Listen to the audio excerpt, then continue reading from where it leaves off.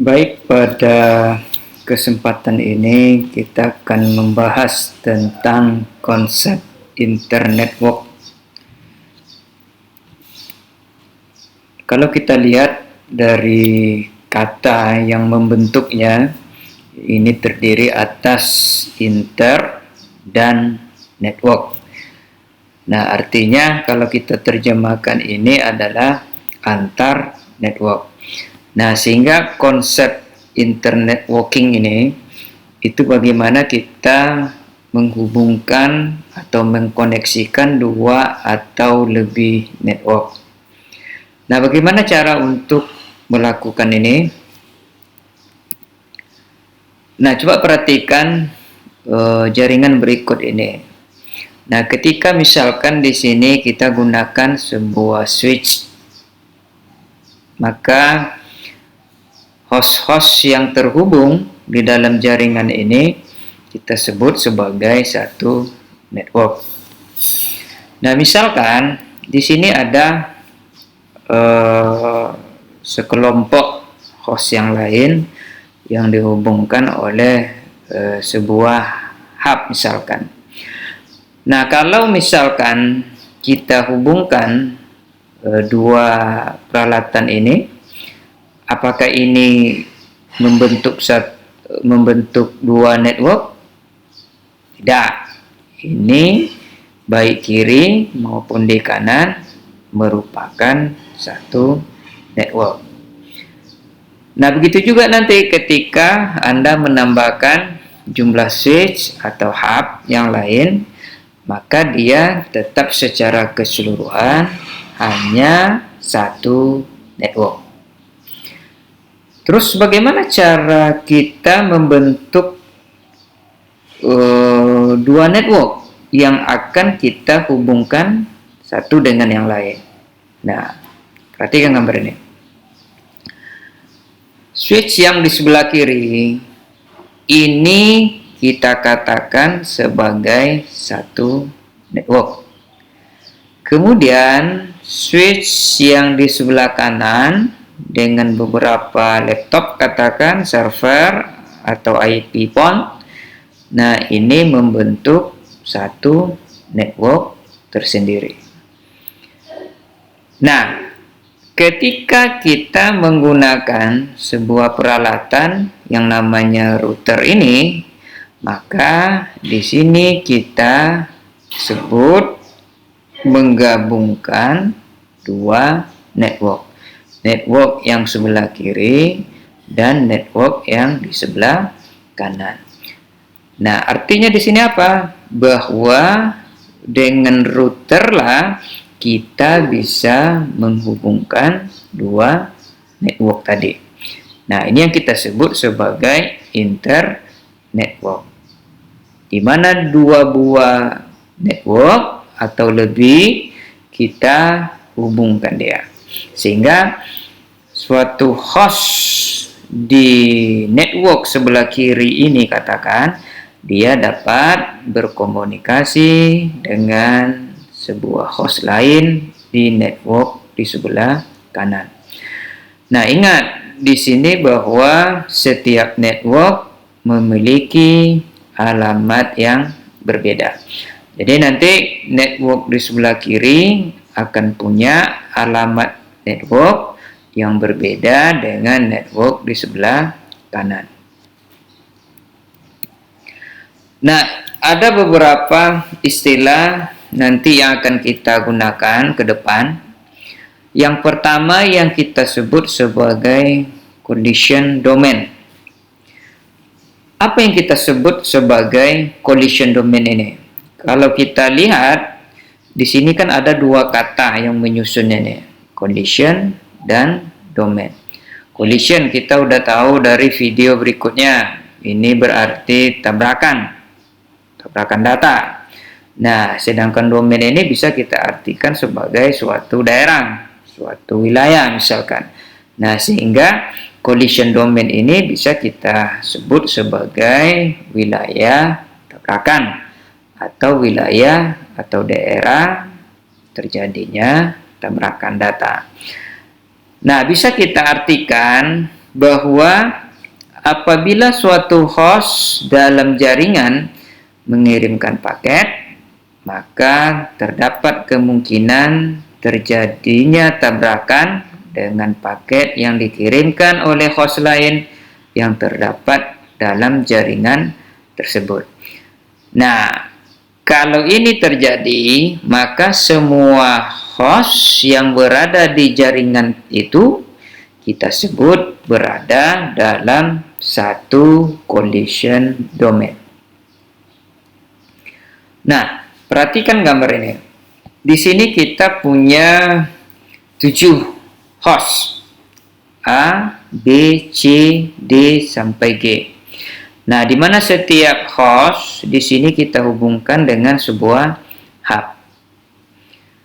Nah, misalkan host A mengirimkan data. Nah, seperti yang sudah kita jelaskan sebelumnya bahwa ketika salah satu host di network mengirimkan data, maka host yang lain dia akan menunggu. Nah, kenapa? Karena misalkan ketika host F dia ingin mengirimkan data, dia akan mengecek jaringan. Ini ada yang digunakan oleh host lain atau tidak. Nah, ketika A mengirimkan, maka F bisa tahu bahwa jaringan sedang digunakan oleh host yang lain, sehingga dia menunggu.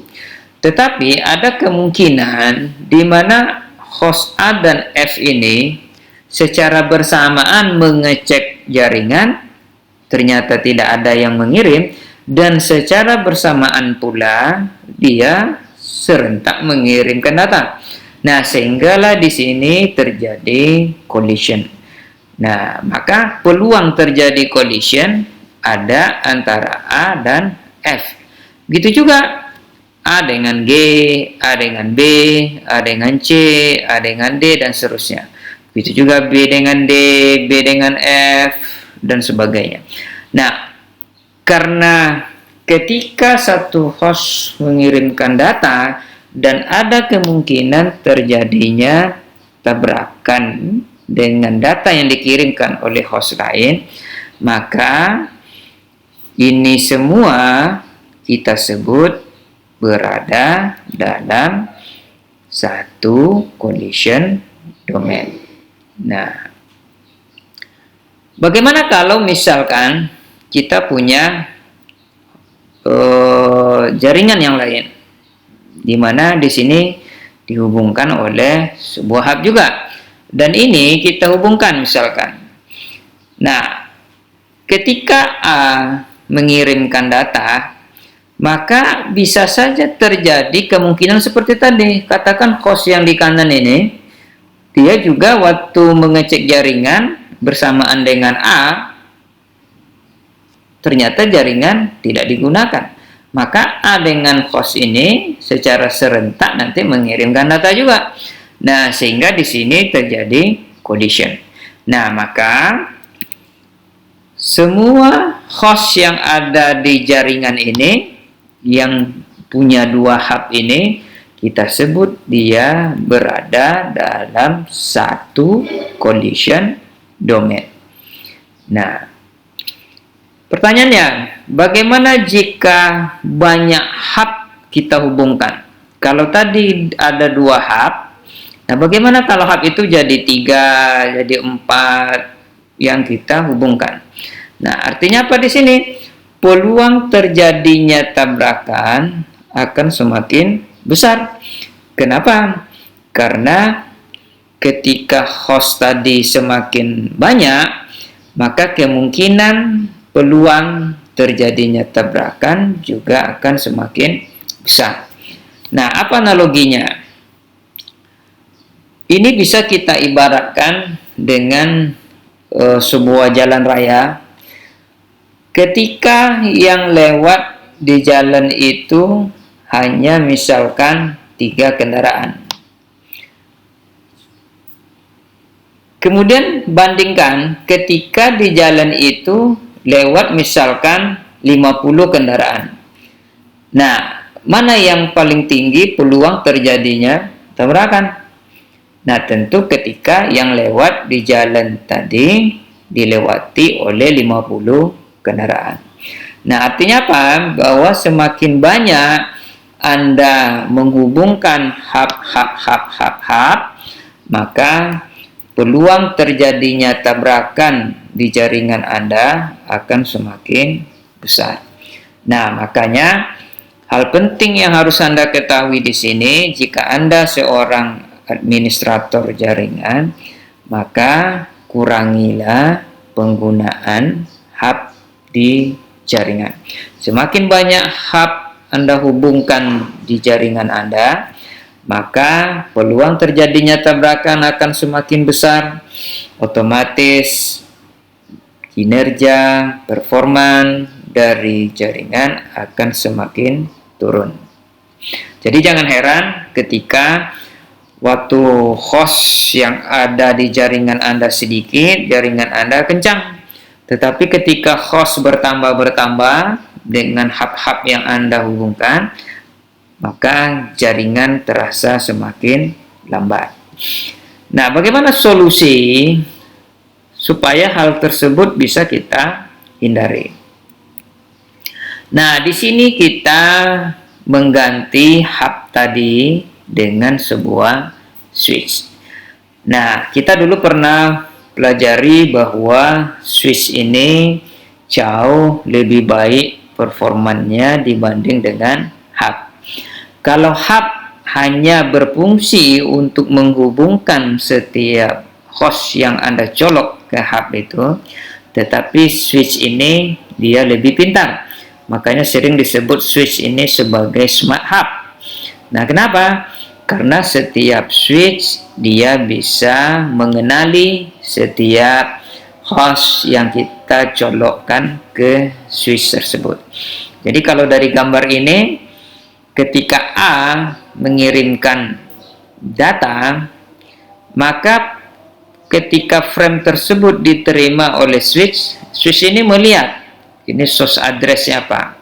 Nah, pasti yang mengirim ini adalah sebagai pengirim, maka dia akan simpan MAC address dari host A ini di tabel memorinya. Nah, jadi switch ini punya sebuah memori yang menyimpan alamat fisik atau MAC address dari semua host yang terhubung dengannya. Beda dengan hub. Kalau hub dia tidak punya kemampuan itu. Nah, yang perlu Anda ketahui di sini bahwa ketika ada sebuah host kita hubungkan dengan sebuah switch, maka setiap host ini membentuk satu condition domain. Nah, jadi bisa kita simpulkan di sini bahwa setiap port pada switch membentuk satu condition domain. Jadi kalau pada gambar ini berarti di sini kita punya 1, 2, 3, ada 7 collision domain. Nah, beda dengan ketika ini tadi baru berupa hub. Berapapun jumlah host yang kita colokkan, tetap jumlah collision domainnya 1. Nah, jadi kalau dengan menggunakan switch ini, artinya apa? Kita menambah jumlah jalan yang ada. Kalau pada hub, kita menambah jumlah kendaraannya yang lewat hanya pada satu jalan itu. Tetapi kalau dengan switch, kita membuat jalan yang satu itu menjadi beberapa jalan. Artinya apa? Kalau kita menggunakan switch seperti pada gambar ini, artinya adalah bahwa setiap host di sini dia membentuk satu condition domain. Jadi setiap host dia punya jalan sendiri. Nah, itu analoginya. Nah, ini adalah penggambaran sebuah network di mana ketika kita punya sebuah hub dengan 3 host, kemudian di kanannya kita punya 3 host juga yang dihubungkan ke sebuah hub. Dan untuk menghubungkan hub pertama dengan hub kedua, kita menggunakan hub juga. Nah, jadi ini ingat ya, ini simbol hub. Jadi kotak dengan panah dua arah ini menyatakan sebuah hub. Nah, ini semua kita sebut, ini semua berada dalam satu collision domain. Nah, itu tadi. Kalau Anda tambah hub lagi di sini, tambah hub lagi, tetap dia satu collision domain. Nah, tetapi ketika hub tadi kita ganti dengan sebuah switch di sini, maka ini satu collision domain, ini yang di kanan satu collision domain.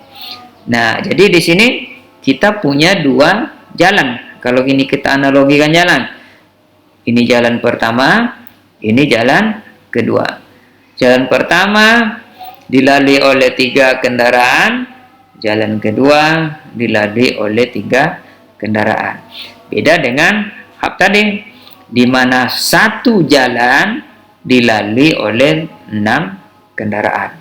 Nah, mana yang kinerjanya lebih bagus? Ketika kita punya satu collision domain dengan 6 host, atau ketika kita punya 2 collision domain dengan masing-masing collision domain hanya punya 3 hub, 3 host. Nah, tentu jawabannya adalah yang ini, di mana kita punya 2 collision domain dan di satu collision domain hanya punya 3 host. Artinya kita punya 2 jalan, dan di setiap jalan kita hanya dilalui oleh 3 kendaraan. Tentu peluang terjadinya tabrakan akan semakin kecil. Nah, tentu kita mengharapkan kalau bisa ini switch, ini juga switch. Nah, cuman harus diingat, karena harga switch mahal, maka kita harus pandai-pandai menggunakan topologi yang sesuai. Jadi dengan hub, tetapi kita bisa mempunyai kinerja jaringan yang baik. Nah, salah satu contohnya itu tadi. Di sini hub, di atasnya baru kita hubungkan dengan switch untuk memecah jalan yang pertama dengan jalan yang kedua. Nah, istilah kedua itu yang kita sebut sebagai broadcast domain. Apabila suatu host dalam jaringan mengirimkan paket broadcast, maka semua host lain di dalam jaringan tersebut menerimanya. Menerimanya apa? Menerima paket broadcast yang dikirimkan tadi. Kalau ini terjadi, maka semua host di dalam jaringan tersebut kita sebut berada dalam satu broadcast domain. Kita lihat model jaringan ini, di mana kita gunakan 3 hub dengan 6 host. Pertanyaannya, berapa jumlah collision domain? Tadi udah kita bahas. Tentu di sini kita katakan punya satu collision domain karena kita pakai hub. Ketika host A mengirimkan paket broadcast, maka host B, C, R, S, T juga akan menerima paket broadcast tersebut. Maka A, B, C, R, S, T kita sebut berada dalam satu broadcast domain. Jadi di sini ada satu broadcast domain atau satu daerah broadcast. Kenapa? Karena ketika satu host mengirimkan paket broadcast, maka semua host yang lain BCRST menerima paket broadcast yang dikirimkan oleh A misalkan. Nah, kita lihat model jaringan yang kedua. Kalau tadi di sini kita pakai hub, sekarang kita ganti dengan switch. Katakan host A mengirimkan paket broadcast, maka sama seperti tadi B, C, R, S, T akan menerima paket broadcast. Kenapa? Karena paket yang dikirimkan A oleh hub diteruskan switch, oleh switch akan diteruskan ke hub yang lainnya, kemudian R, S, T juga akan menerima paket tersebut. Maka di sini kita simpulkan bahwa A, B, C, R, S, T berada dalam satu broadcast domain. Jadi ini semua hanya satu broadcast domain. Kapan terdapat lebih dari satu broadcast domain? Karena dari contoh kita tadi, dua-duanya hanya punya satu broadcast domain. Kapan bisa lebih dari satu broadcast domain? Setiap interface router tidak melewatkan paket broadcast. Nah, ini harus diingat. Ketika ada suatu host mengirimkan paket data dan sampai ke suatu interface router, maka oleh router dilihat, oh paket broadcast, maka dia tidak akan lewatkan ke interface yang lain. Jadi paket broadcast itu hanya berada di dalam satu jaringan itu saja, tidak akan pernah keluar ke jaringan lain. Nah, contohnya nih, tadi kita katakan bahwa model jaringan ini terdiri dari dua network. Nah, ini yang pertama, yang di kiri, ini yang di kanan. Katakan komputer yang di kiri ini mengirimkan paket broadcast, maka akan diteruskan ke switch. Oleh switch, paket tersebut akan dikirimkan ke interface routernya. Nah, jadi yang menghubungkan router dengan perangkat yang lainnya, ini kita sebut sebagai interface. Nah, ketika paket tadi sampai di interface ini, nah oleh router, dia tahu nih, ketika dia cek paketnya, oh ini paket broadcast, maka paket itu tidak akan pernah melewati ini. Jadi mainnya paket broadcast itu hanya di sini saja. Tidak akan pernah paket itu keluar sampai ke sini, ke jaringan yang di sebelah kanan. Nah, maka oleh sebab itu, jaringan yang di sebelah kiri ini, nah ini kita sebut sebagai satu broadcast domain atau satu daerah broadcast. Jadi kalau komputer ini mengirimkan paket broadcast, maka yang akan menerima paket broadcast tersebut hanya komputer lain yang berada di jaringan ini. Tidak pernah keluar. Begitu juga yang di sebelah kanan. Ketika ada laptop ini mengirimkan paket broadcast, maka yang akan menerima paket broadcast tersebut hanya komputer atau host yang berada di jaringan ini. Tidak pernah keluar dari jaringan itu. Maka semua host yang berada di sebelah kanan ini kita sebut sebagai satu broadcast domain yang lain. Jadi untuk model jaringan kita ini, kita punya 1, 2. punya dua broadcast domain. Nah, apa kesimpulan tentang broadcast domain yang bisa kita dapatkan? Bahwa setiap interface router membentuk satu broadcast domain. Nah, sekarang perhatikan. Sebuah model jaringan dengan 3 router. Nah, berapa jumlah broadcast domainnya? Nah, tadi kita udah katakan bahwa setiap interface router membentuk satu broadcast domain. Coba kita hitung. Berarti 1, 2, 3, 4, 5, 6. Ada 6 broadcast domain. Untuk ini sini saja. Nah, perhatikan ini bahwa antara satu router dengan router yang lain, maka ini membentuk satu broadcast domain. Nah, jadi port nomor 3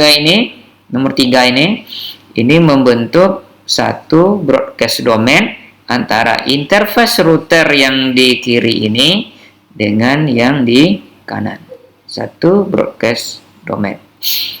Nah, otomatis antara interface router yang ini dengan yang di sebelah kanan ini satu broadcast domain. Nah, sehingga totalnya berapa? Di sini ada 6, 7, 8, 9, 10, 11. Berarti ada 11 broadcast domain. Nah, jadi itu beberapa hal terkait dengan internet-work. Mudah-mudahan apa yang dijelaskan Anda semua bisa mengerti. Sampai jumpa di materi yang berikutnya.